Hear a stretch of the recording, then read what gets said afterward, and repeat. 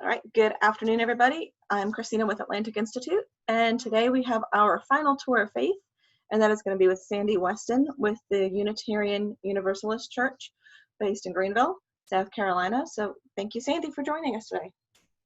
Thank you. It's great to have an opportunity to share with you a bit about Unitarian Universalism. Yeah, we are the Greenville Unitarian Universalist Fellowship, so we call ourselves GOOF. I'm going to show you a PowerPoint that will help me describe what UUism is about. And pardon me when I look down to read my notes. I'm going to do the share screen now. Right there, and share. There we go. Okay. I'm going to shrink that down. Good. So let's take a look to see what Unitarianism is about. This is the symbol of the Unitarian Universalism faith. Its two circles represent the combination of Unitarian and Universalist denominations, which merged in congregations. The flame is the light we bring into the world, and the chalice is offset from center to leave room for exploration and the discovery of new truths.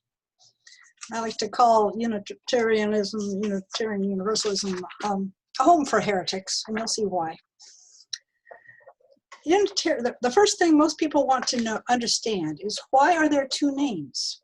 The theological ancestors of both Unitarianism and Universalism are found as far back as the early days of Christianity. They both matured and reached their classical form in the middle 19th century, when Unitarianism became an accepted non-Trinitarian religion from Poland to the British Isles, and eventually in the United States among free thinkers. Universalism holds that all souls are beloved of God and therefore are ultimately destined to be restored to the presence of God, regardless of their behavior or beliefs. After the Council of Nicaea, as you can see, the Christian faith was solidified. It became one idea that everyone was expected to pronounce with the Nicene Creed. And from that part forward, Unitarians were considered heretics. Originally, they saw themselves as Christians. Unitarians were some of the original heretics for holding that God was one, a unity, and not three persons in one, as was adopted by the Nicene Creed. For the next 14 centuries, Unitarians were persecuted for their beliefs and even put to death. And yet Unitarians' commitment to freedom of religion persisted. The religion spread throughout several European countries and on to North America, where it naturally took root, consistent with the freedom of conscience.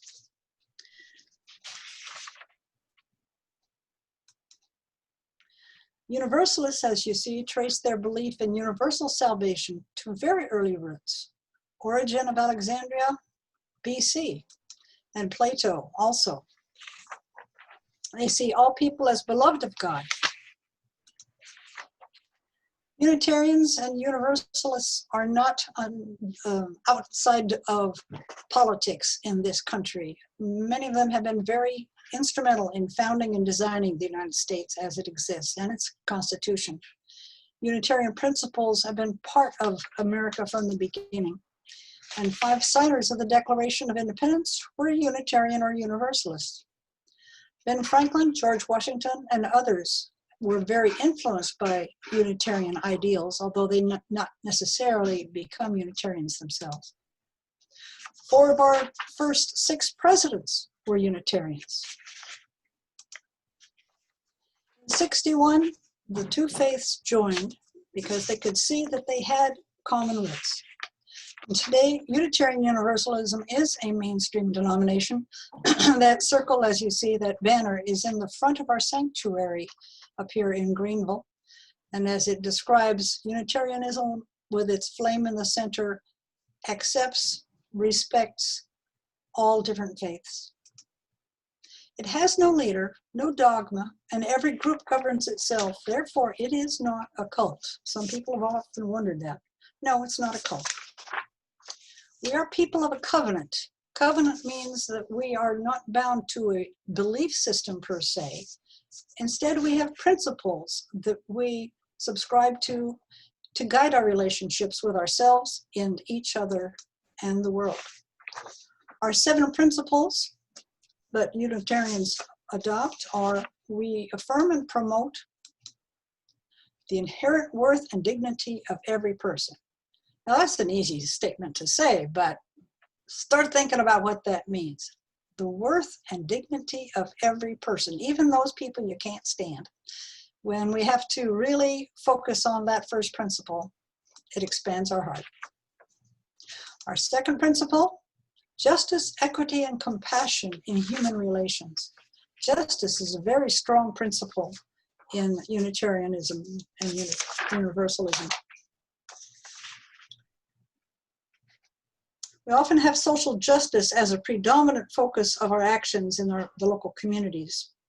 At GOOF, we recently provided a food drive for those in our area who are food insecure, a blood drive with the Red Cross, and we maintain the Roland McFerrin House, which is owned by GOOF, to provide homeless families with temporary shelter.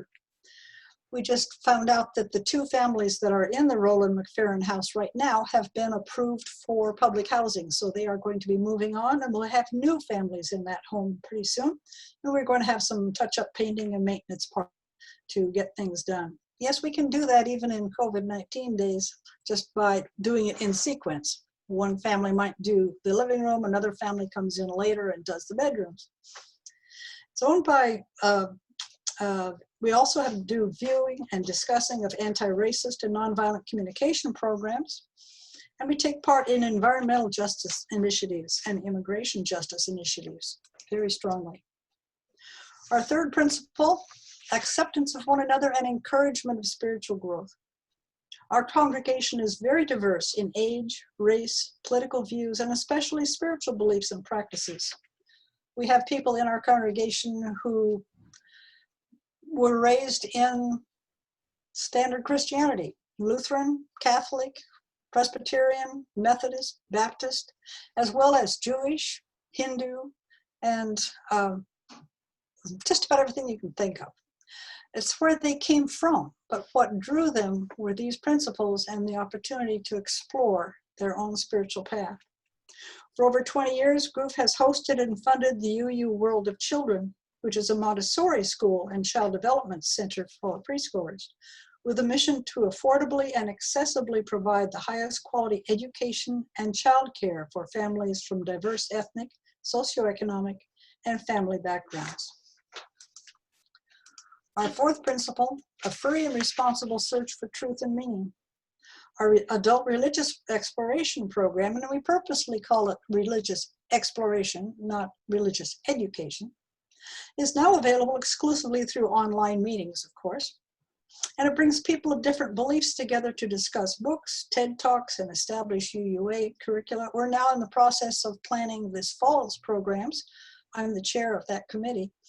And we are doing such interesting things as having a spontaneous combustion gathering, a virtual gathering, in which we're going to explore herbs and who's doing what with herbs, edibly and with crafts and with art and with all different kinds. So we won't have a program for that. We're just going to invite people who want to play with that idea and share what they know. But that's the kind of thing that adult exploration might do. Right now, we're doing a series of programs on Marcus Borg's progressive Christianity speeches and having discussions of them after we view a video. It's very stimulating. Our fifth principle: the right of individual conscience and the use of democratic process in our congregations and in society.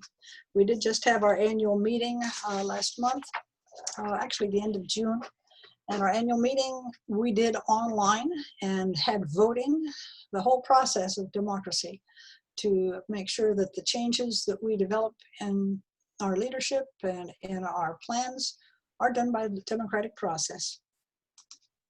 Our sixth principle: the goal of world community with peace, freedom, and justice for everyone. But that is not world government. That is world community, which is a whole different thing. Our seventh principle: respect and care for the interdependent web of existence of which we are a part. And since all of nature and all of the world is an interdependent web, we need to be responsible about our part of that web. We believe we all emerge from the same source. We don't know what that is exactly. We don't have to. We believe we all share the same destiny. We're not in agreement about what that is. But we figure no matter how it goes, we won't be disappointed. Unitarian Universalism draws on 7 sources of wisdom and inspiration officially, but there are even more than that. First, most important, is direct experience. Personal experience is affirmed in all cultures, which moves us to a renewal of the spirit and openness to the forces which create and uphold life. Number 2 is we are still listening to see what God has to say to us. Revelation of the divine is ongoing in our minds, not finished or sealed. One way I think I heard it best was, don't put a period where God put a comma. These other sources give us real challenge. This one, we attend to the words and deeds of prophetic people. These challenge us to confront powers and structures of evil with justice, compassion, and the transforming power of love. The world's religions inspire us in our ethical and spiritual life. We seek wisdom from the best of all the different faiths, including Jewish and Christian teachings. The best of these call us to respond to God's love by loving our neighbor as ourselves. And yes, many Universalists follow the path of Jesus. Wisdom from humanist teaching counsel us to heed the guidance of reason and the results of science, and they warn us against idolatries of mind and spirit.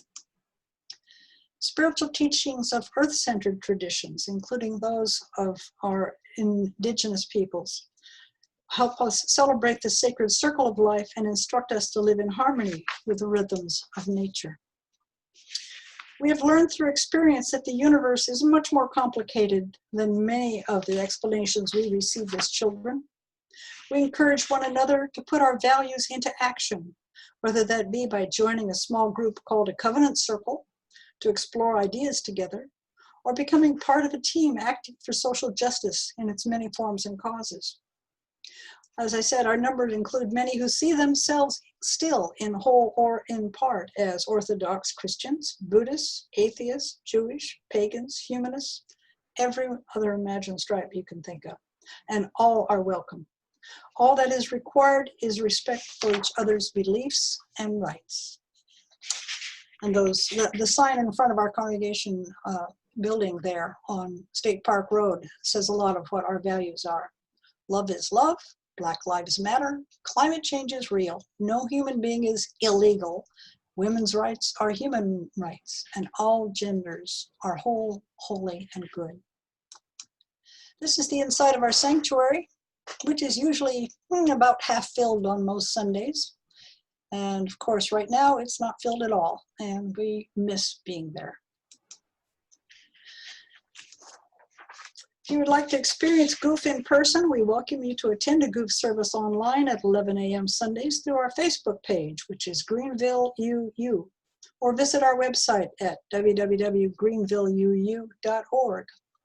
Many people find their way to Unitarian Universalism because they find their questions and their doubts and emerging beliefs and values are changing, and they don't fit in their prior faith community. And they're possibly not even accepted anywhere else that they have in their world. So they come to Goof in order to explore where they are, where they want to go, and they find a space that is welcoming them to go wherever Spirit guides them. Thank you for joining me. And now I have one more question. How many religious people does it take to change a light bulb? If they're Anglicans, 8. 1 to call the electrician and 7 to say how much they like the old one better. Charismatics, only 1. Their hands are already up in the air. Mennonites, at least 15. 1 to change the light bulb and 3 or 4 committees to approve the change and 1 to bring a casserole.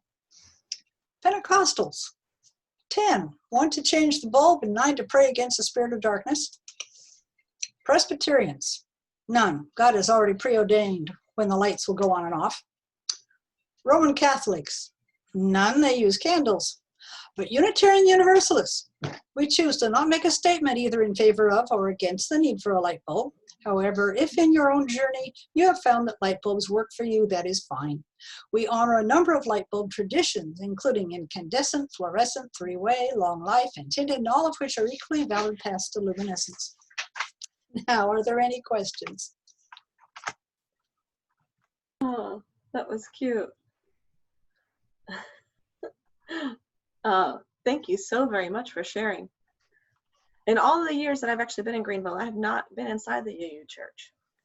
You're welcome. Virtually or physically. Yes, I know. I know I've not actually been inside. And I've been inside the one here in Columbia several times and count many people as friends. Yes. Well, Nancy, Columbia is one of our most active Carolina corridors UUs. We have UU congregations in Asheville, Hendersonville, Spartanburg, Brevard, Greenville, Columbia, and Charleston. And we share with one another the programs that we have for adult exploration so that anyone from any of those congregations can show up and participate in our programs and vice versa. And we have more interactive work with the Columbia congregation than we do with anybody else. I'm not surprised. Do you know the Drennans well? Yes. They're very close friends of mine, and they're in the spiritual pondering group with me. Excellent. Tell them hi. Any questions? Please take all of your mutes, and we can just chat if you like. Feel free to unmute yourself and throw something at Sandy. David. Go ahead, David. Yes. Hey, Sandy. Hey. I'm thoroughly enjoyed your presentation. I want you to know that it's great. It just leaves me thirsting for more. Thank you. Me too. I did want to ask this question to you regarding the structure of the church. Is there like a universal body, or is there somebody who is over everybody, or is it subdivided in different areas? How is the church structured? Well, that's not something I know an awful lot about, but this is what I do know. There is a Unitarian Universalist Association, which is the coordinating body, if you will. And it's from New England, which is where this really got roots in North America. But they don't dictate, they provide resources. And every congregation you go to will probably look and feel a little bit different because of that, because there is, as you can see with these free thinkers, there's not a lot of top-down control.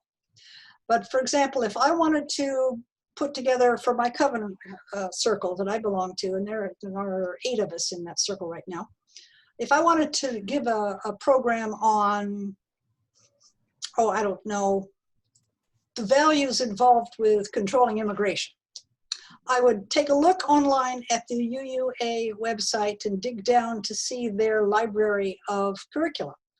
If they didn't have one on that, I could write one myself. And then I could share it with others, and they could say, hey, well, this ought to be in the UUA library. And then they would put it up so it's available to others. And that's what I mean by sharing resources. But as far as controlling, not so much. There is definitely some degree of bureaucracy. I don't know of an institution that doesn't have that, do you? I don't. There is, president, there's a board of directors in every church and whatnot, but yeah, it is well organized, but not controlled. I see. Thank you.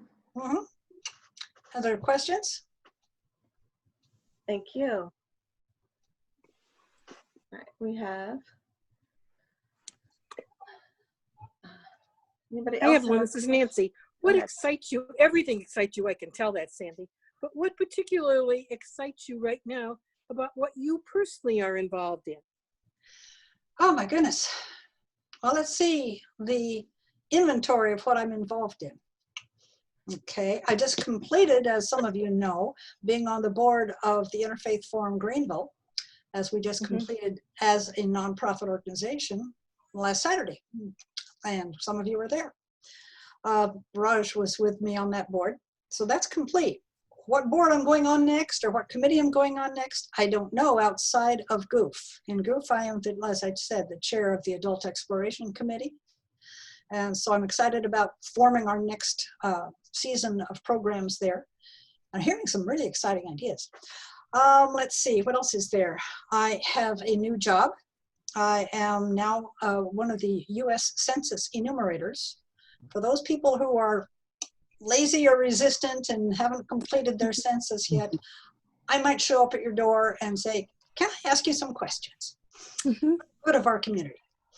I'm also waiting to be completed as enrolled as a COVID-19 contact tracer. Excited about that. State of South Carolina Department of Health is a little slow in getting their act together, as you can tell by the numbers going up in our exposure to the virus. But one of these days, I'm going to get a call saying, we now have the training ready. We now have your supervisor ready.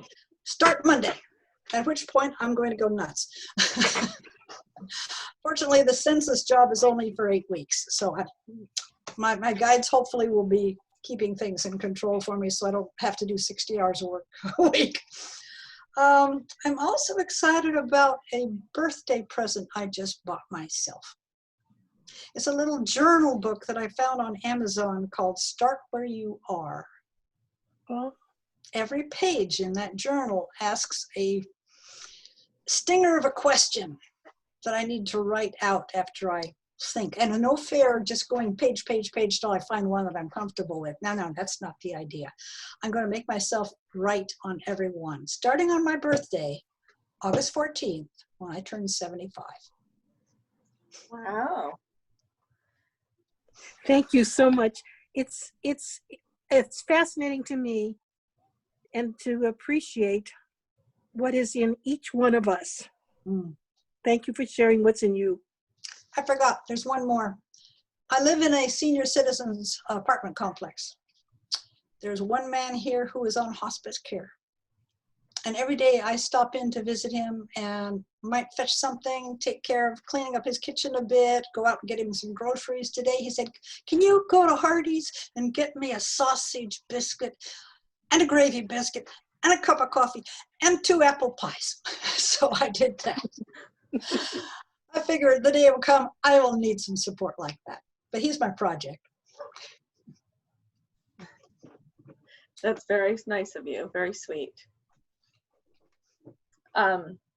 Anybody else have any thoughts or questions? Go ahead, David. Can I ask one more question? I don't want to dominate, but I do have one other question, and that is because the free exchange of ideas are encouraged and acceptability of various ideas, how do you deal with children? Because since ideas, of course, change, are often age appropriate. As children develop, is there some program or way that your body deals with children as they emerge and grow and form ideas and things like that? Oh, they have an incredible program for children. We don't call it Sunday school, obviously. We're not doing Jesus Loves Me. I'm sorry. But we actually have, as you saw that I mentioned, that a preschool program, the UU World of Children. That's kind of separate from the fellowship itself. Anyone can come to that. Anyone can be part of that. But when the children get to a certain age, they go into the Spirit Play program, which brings children up through the grades, exploring ideas, understanding some things about our 7 principles, and how it interacts with their life as children. I mean, kids have to face issues that you might recall. A thing called bullying. I mean, you know, there's principles to be dealt with in that. How do I respect somebody when they're being mean to me? How do I react to them when they're being mean to me? So all of those kinds of things are part of what they are nurtured through. And when they get to high school, when they get to that point where they are emerging as budding adults, number one, we invite them, if they choose, and if their parents choose with them, not for them, they can participate in our adult exploration programs if it's something that they want to do. Okay, fine. Also, they have a bridging ceremony. We do have ceremonies. When they get to that senior year and they're ready to step into adulthoods, the congregation hosts a bridging ceremony for our seniors. And when we were in the sanctuary, they actually went across a bridge on the stage as a ceremony, Oh, to the very applause of the whole congregation. These kids many of them have been raised in Unitarian Universalism, and there's not a dullard in the batch. They are thinkers, they have clarity about who they are, and I just find them very exciting to be putting out into our community. Yeah, very cool, very nice. Raj, you have any question, Raj?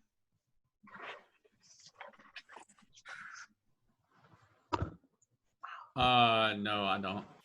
Okay.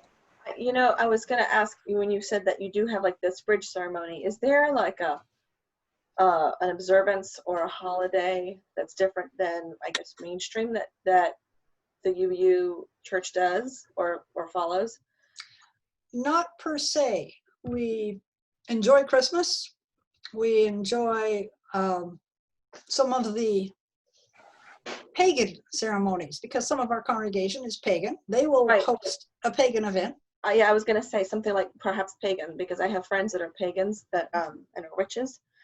And I know that they have their Christmas tree up, but then they also have their cow up as well, and they do multiple different things. We never know what our group of pagans is going to do next, but it's interesting. Yes, and we don't have holidays that are specific to Unitarian Universalism. We do honor the various traditional holidays and have a bit of a different take on them.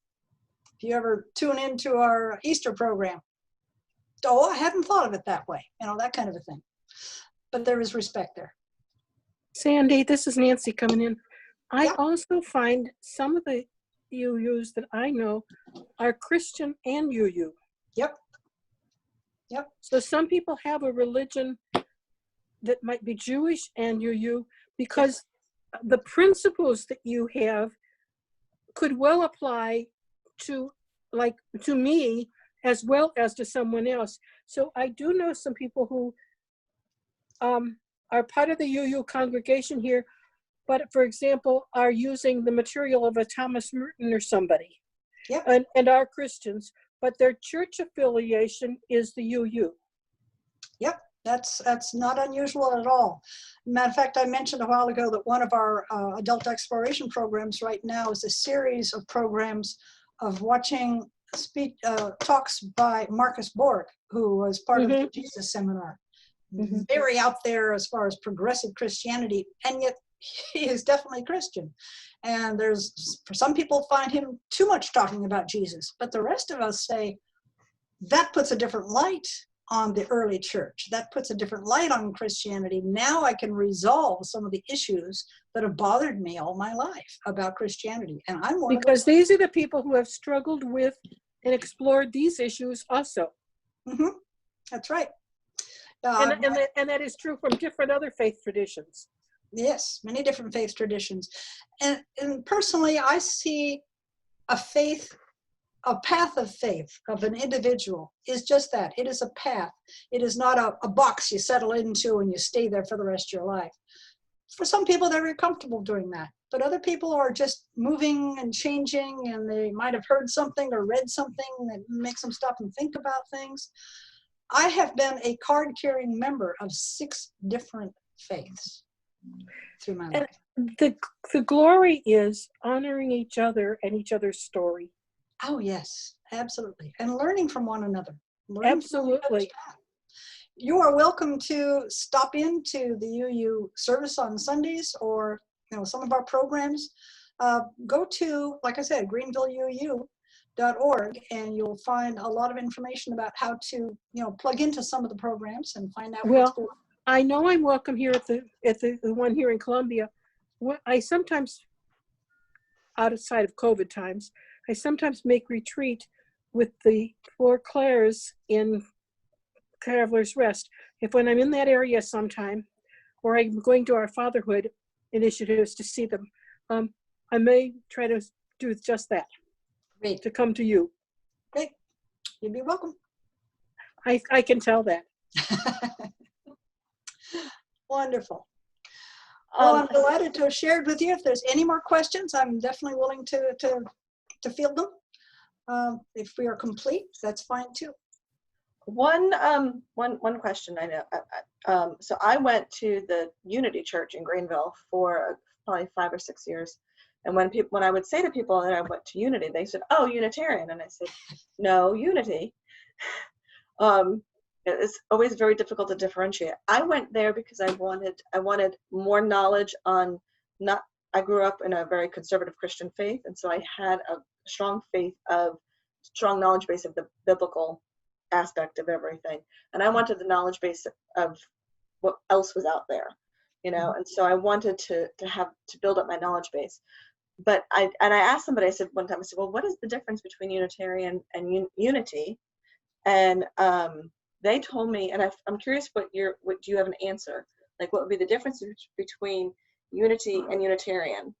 And I think it would be called a unitic, is what they call them. And then they try not to say that because it's like a lunatic. No, that's why they call themselves that, Unitics, yes. Yes. That was one of the cards I've held as Unity, by the way. Yeah. Unity is the Unity Church of Christ, which is actually a very Christian orientation with more supple edges. And you can think of Unitarian Universalism as not having edges. It includes Christians, it includes Buddhists, it includes all kinds. Right. It doesn't really have an edge to its basket, whereas Unity is starting out to be Christian and still is pretty much, but it has more fluidity or tolerance, if you will, of other people's explorations and paths to come in and be part of it too. Okay. Yep. Very good. And they said to me, well, Unity is more Jesus oriented and Unitarian is not. That was their answer. And I was like, okay, well, that's interesting. And yet, as you see, some Unitarians are definitely into Jesus. In fact, we've got a program going on right now about living Unitarianism at home. And some of those sessions are like how to build your own chalice, how to create your own altar, how to create your own covenant within your family or within yourself. I mean, interesting stuff. And Yes, some of very them are straight from other faiths. Yes, very interesting. Mm-hmm. Well, thank you. All right, anybody else have any other questions? Just figured I would check and see. Well, you've got a home if you're a heretic. Well, thank you very much, Sandy. And I believe some of you have been probably to every tour. Have I think Nancy maybe in Virginia. I'm not really sure. I might have been to almost every tour that we had. Tried. Many of them. And it Yeah. is not then because of the January, February things that we have in Columbia that have opened so many. Yes, yes. And so I thank you all for coming and for being here for this whole month. For those of you that have, I mean, it's been quite a journey. I think I missed one. But actually, no, I missed two. Tours. Well, thank you so much for hosting this. I think this is a grand idea. Of course, as you know, in Interfaith Forum, we totally endorse the idea of Tour of Faiths, and we'll do what we can to support it. Yes, and I think we even said we were thinking that because this summer it was very well attended, and we were saying we might even try to do some of this virtually next year as well. Like, because I think we all really have gained a lot, and we're able to. I mean, we had 11 different tours this year. And technically we could even have more than that, but it was just nice to have it be virtual and have us be able to visit different areas and see different places. You went to Ohio. Christine, yes. The Interfaith Partners, which is located in various places across the state, has been doing this now for years in January because it's World Interfaith Harmony. It started with a day, Interfaith Harmony, and we expanded it. Yes. First in Columbia and then all over. It might be some coordination so that we're not duplicating everything, but offering more things. Yes, we are working with them this year on the 1st of January as well for the National Interfaith Day. Right. So yeah, we have been trying to figure out how to coordinate and create something so that we not can to, not to limit, right just to and expand. maybe some things need to be done in both ends. Yes, I absolutely. do not believe in dualism. Absolutely. I believe in us expanding and offering so much Yes. to enrich us all. Yep. And we have found that some people, January works good for them, and some people, July works good. I mean, some people, if they're educators and however it works. So usually in January, whatever IPSC is doing, we'll share, and we usually will put it in an email or newsletter and share and see if we can add into it as well. One of the things that I was disappointed this last year to hear was that I didn't know that the national and the day that they celebrate. What did you say it was? It's World Interfaith Harmony World Day. Interfaith Harmony It was Day. set by United Nations. Yes, but there was nobody to observe it up in the Greenville, Spartanburg area. And I said, "Are you serious?" I said, "So we're gonna have to do that." I mean, they had all these different programs in Charleston, and they had some in Columbia, but there was nothing. And I was waiting to figure out. And Florence. Yeah, and I was waiting to hear where the locations were to go in Greenville, and I figured for sure somebody would have been doing this or something. I didn't know, or Spartanburg. And I said, well, we can't continue like that. We have to have some kind of presence. Like, how do we have something the whole state, and we have the whole upstate part is just like nobody participated. I was like, no, we can't do that. So. Well, when you start cooking something up, let me know. Yeah, and the more we know each other, the more we'll get it together. Yes. Yep. I met back in January or February when we were able to still meet. I met with Adrian and discussed it. Good. Yeah, Adrian is a tremendous resource. Yes. Yeah, he's awesome. He's awesome. All right. Well, thank you. Thank you.